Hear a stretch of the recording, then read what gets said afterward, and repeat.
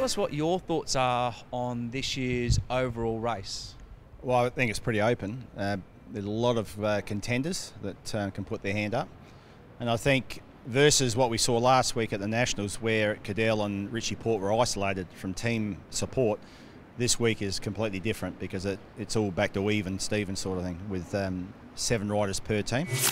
But there's a lot of tour riders and general good all-rounders here to make it an interesting week, and stage 1 could be decisive. Everybody's looking to, the Richie and Cadell showdown. What's your thoughts on that and I guess the whole field? Well, I think Richie and Cadell Evans have declared that they want to do well. I think Richie said he'd really like to win the race. Rowan Dennis also from South Australia has voiced his opinion about that, but he had that crash on the weekend.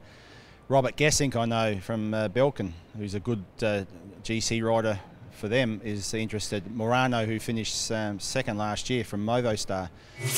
Of all the stages this year, what are you most excited about? Which particular stage do you think is going to be the best one? I think they all have something to offer. If it's the big sprinters you want to see, Victor Harbour, of course, I think ideal for the big sprinters. The Classic, the People's Choice Classic, and then the final day in Adelaide.